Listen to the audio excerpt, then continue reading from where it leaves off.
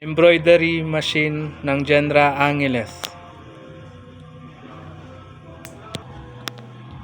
Embroidery machine safety first. Una, keep your fingers a safe distance away from the needles. Keep natin yung kamay natin para hindi matusok sa needles. Do not use broken needles or bent needles. Huwag na gamitin yung mga broken needles or balikuna na karayom. Keep all your tools in the toolbox para maiwasan po yung pagtalsik o anuman. And pang-apat, try to use slow speed when learning how to use the machine.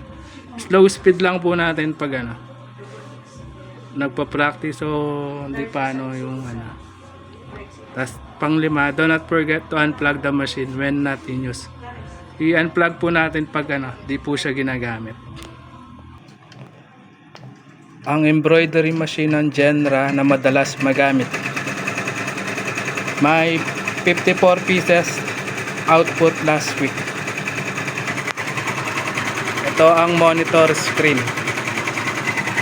at ang needle bar. Maayos siyang magtahi.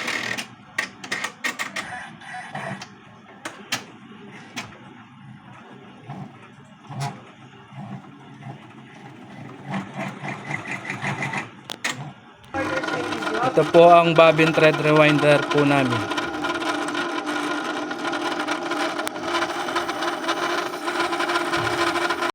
Ito po ang mga threads po namin.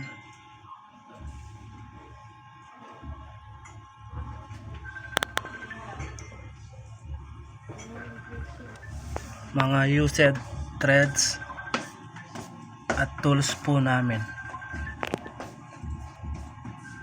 Ito po ang ABR po namin.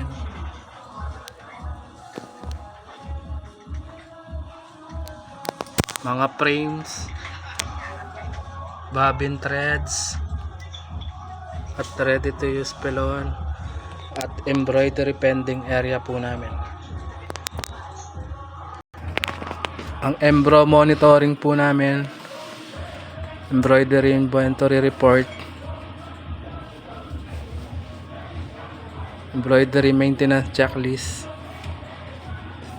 at embroidery maintenance report.